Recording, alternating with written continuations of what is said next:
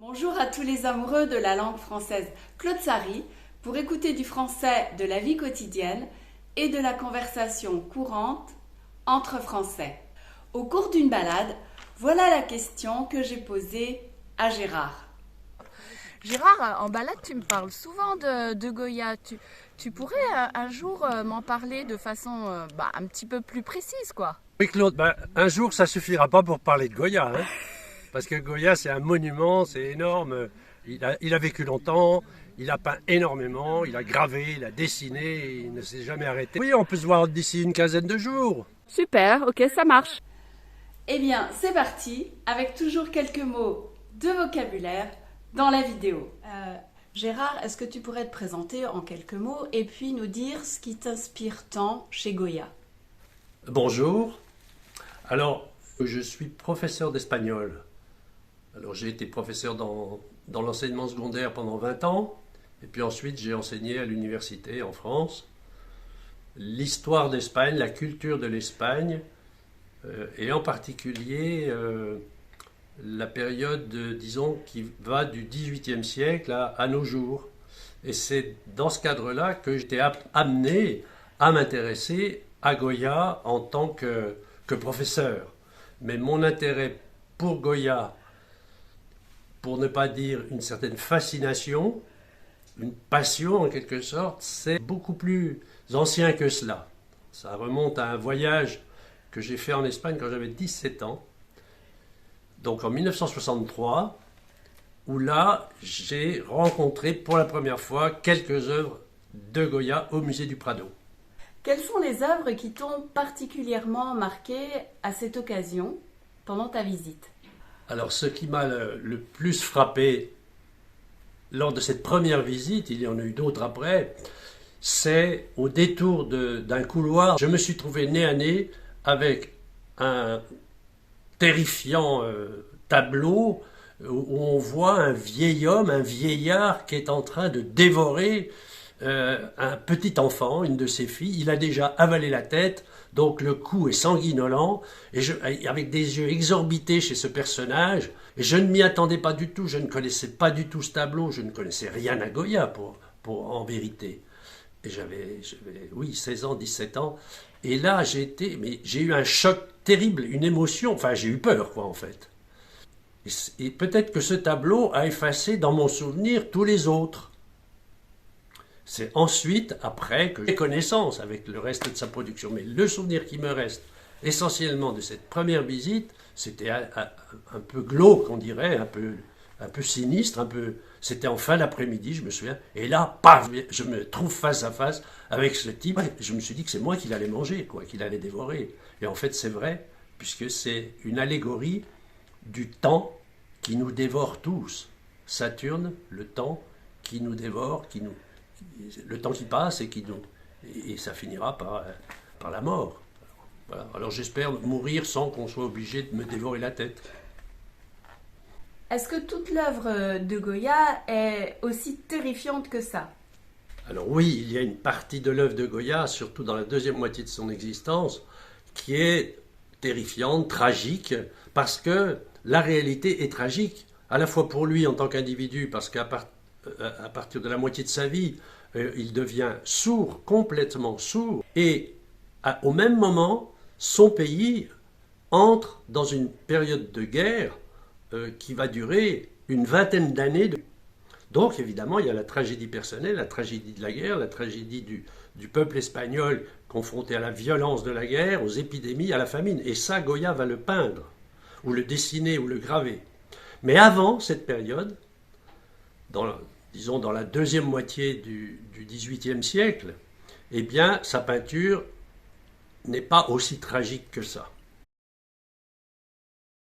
Goya est né en 1746.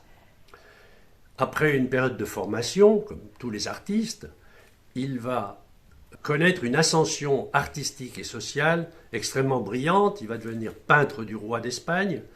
Et donc, sans que cela arrête sa carrière, il tombe donc gravement malade en 1792-93. C'est là qu'il y a une période charnière. Et ensuite, il va encore vivre très longtemps, que c'est un monsieur qui a vécu 82 ans. Est-ce que à cette occasion, tu pourrais nous dire pourquoi il est mort en France? Alors, il est mort en France parce que, au début du 19e siècle, l'Espagne connaît ce qu'on a connu nous en France sous la Révolution, c'est-à-dire qu'il y avait grosso modo deux camps. Un camp qui était pour le maintien d'une monarchie absolutiste, d'Ancien Régime, et puis un camp qui était pour une monarchie certes, mais une monarchie libérale, avec une ouverture politique, sociale, économique. C'était révolutionnaire de penser ça. Et Goya était plutôt de ce côté-là. Il le montre dans ses gravures essentiellement. Donc, il a préféré à un moment donné, pour éviter peut-être d'avoir des ennuis avec le pouvoir, il a préféré, sur les conseils de ses amis libéraux qui étaient déjà à Bordeaux, il a préféré partir en exil et il a préféré les rejoindre. Et il a fini sa vie là-bas, à Bordeaux.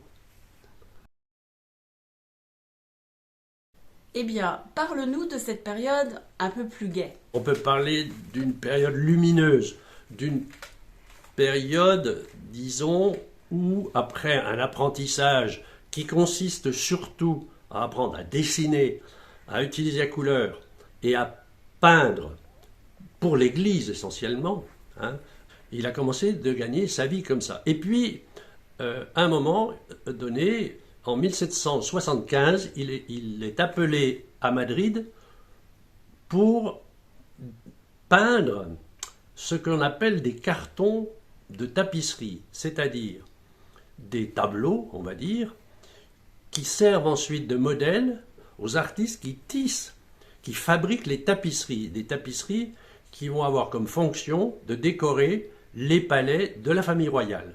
Donc Goya va peindre environ une soixantaine de grands cartons, mais ce sont des cartons qui sont tellement raffinés, tellement achevés, que ce sont de véritables tableaux. On les garde comme tels aujourd'hui.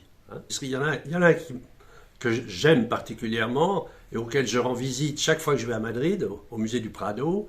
Ça s'appelle l'hiver. C'est une tempête de neige dans un paysage désolé.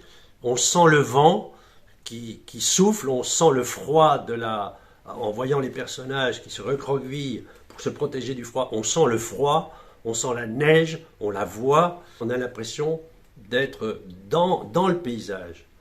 Alors par ailleurs, Goya est un grand portraitiste. Il a travaillé pour la cour, et donc il a fait des portraits royaux, et il a peint aussi pour l'élite du moment, parce qu'évidemment chacun voulait se faire peindre par le peintre du roi. Donc il a fait énormément de portraits. Tu pourras en citer quelques-uns parmi les plus célèbres? Alors les plus célèbres, je ne sais pas quel est le plus célèbre. Alors le plus connu, voilà. C'est le portrait collectif de la famille du roi Charles IV avec son épouse, ses enfants, qui date de 1800, où on voit la famille du roi Charles IV. Ça, c'est peut-être le plus connu. Alors, un autre volet de l'œuvre de Goya, c'est la gravure. Il a laissé environ 250 gravures, dont les fameux désastres de la guerre, qui se réfèrent à la guerre d'indépendance, c'est-à-dire la guerre d'occupation des troupes napoléoniennes entre 1808 et 1814. Et il a été témoin, sinon des combats, du moins de la famine et des épidémies qui ont frappé Madrid à l'époque, Madrid où il vivait à ce moment-là. Et dans d'autres gravures, il a laissé libre cours à son imagination, à la satire. Il a dénoncé l'ignorance des médecins, la cupidité du clergé. Il a dénoncé avec vigueur et constance la prostitution, l'oppression de la femme, à tel point que certains disent c'est le premier peintre féministe. Mais en tout cas, c'est vrai qu'il dénonce. Alors, il dénonce, mais c'était des œuvres à usage quasiment privé. Ça n'a pas été connu à son époque. Est-ce que tu aurais un mot pour résumer personnellement ce que Goya t'inspire? Un mot, l'opiniâtreté devant les difficultés de la vie, devant les épreuves de la vie, et même devant l'épreuve suprême, c'est-à-dire le temps qui passe et la mort qui nous attend. Alors regardez ce dessin. Goya l'a fait, c'est quasiment son dernier dessin. Et alors il a mis en légende « J'apprends encore ». Parce que jusqu'à la fin de sa vie, il a voulu expérimenter et découvrir les techniques nouvelles. Il va de Bordeaux à Paris. Et à l'époque, on n'y allait pas en TGV. On mettait plusieurs jours pour y aller en diligence. À plus de 80 ans, il va à Paris pour apprendre la lithographie. J'apprends encore. Donc on apprend jusqu'au bout. Quelle belle conclusion! J'espère que cette vidéo vous a plu. Petit pouce en l'air, que vous avez appris quelques mots de vocabulaire ou du moins quelques aspects de la vie de Goya. Je remercie encore Gérard. En attendant la prochaine vidéo, je vous embrasse et vous dis à bientôt.